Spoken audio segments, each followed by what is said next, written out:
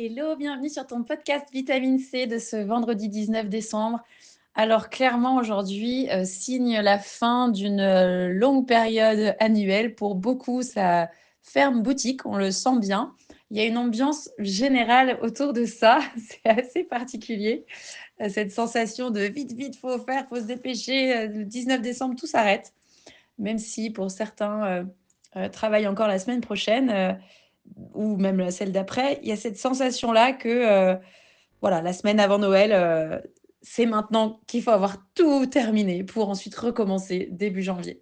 Donc je pense que ça met une bonne dose de stress et sur cette dose de stress, j'ai envie d'apporter un peu de douceur, pardon, et de venir, nourrir cette énergie-là plutôt de l'intérieur parce qu'il y a justement énormément, d'énergie qui est, dispersée, du fait de cette stimulation extérieure autour des fêtes.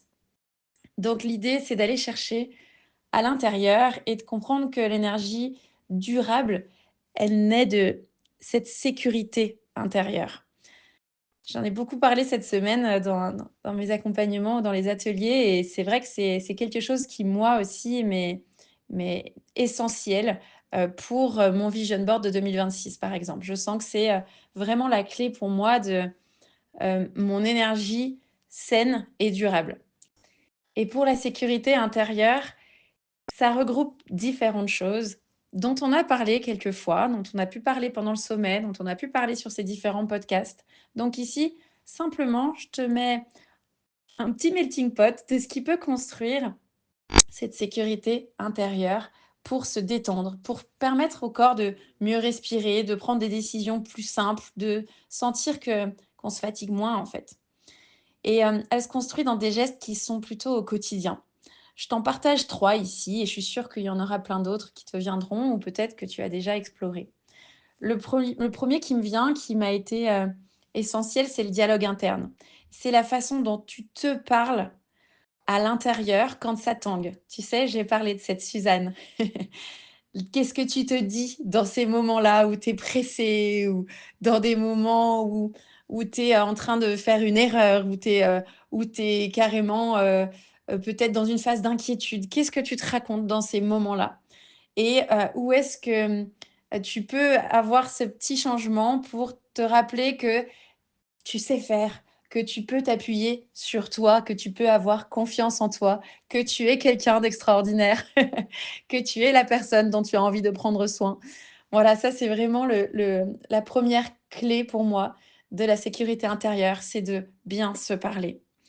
La deuxième, c'est de créer des repères qui sont stables, de se rappeler en fait de ce qui est là, quoi qu'il arrive, à travers des compétences qu'on peut avoir, des forces, des valeurs, des personnes qui nous ressourcent autour, donc vraiment l'environnement et des choses qui disparaissent pas, en fait, quand le contexte bouge, quand il y a des turbulences, quand il y a des périodes difficiles. Ces choses-là sur lesquelles on peut s'ancrer, en fait. Vraiment, c'est dans ce sens-là que je l'aborde ici. C'est vraiment le cette sécurité-là de tout ce qui nous fait du bien, de tous les ancrages qu'on a autour de nous.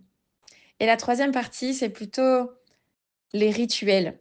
J'en ai partagé aussi quelques-uns sur, ces, 19 premiers jours, les 18 premiers jours.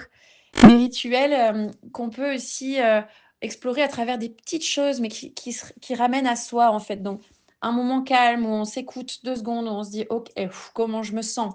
Comment je vais finalement?» Parce que cette question du «tu vas bien?», on ne sait jamais trop quoi répondre dans l'urgence. Alors là, c'est le moment peut-être de se poser et de se dire: «Comment je ressens les choses à l'intérieur? Est-ce que là, je suis stressée? Est-ce que je suis inquiète? Est-ce que je suis, heureuse, joyeuse?» Je sais pas, il peut y avoir, amoureuse, il peut y avoir plein de choses qui viennent à ce moment-là.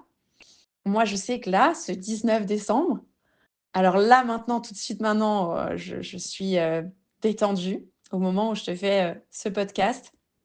Mais les dernières heures derrière moi, j'étais un bouillon de stress parce que, justement, j'avais, cette échéance-là du 19 décembre pour certaines choses et j'avais envie de bien les terminer donc là, je suis tellement contente de prendre ce temps de respiration avec toi pour te partager, ces moments-là de calme intérieur et de sécurité. Donc voilà, l'idée des petits rituels, celui-ci que je te partage en complément, c'est vraiment de s'interroger de: «Comment je vais? Comment j'ai envie d'aller? Qu'est-ce que je peux faire pour aller mieux?» si j'ai envie de me rajouter un petit point sur ma note ou 2 points. Voilà, la sécurité intérieure, c'est certainement pas de tout contrôler. Moi, madame contrôle qui dit ça, mais j'ai beaucoup travaillé sur mon contrôle. Aujourd'hui, ça va.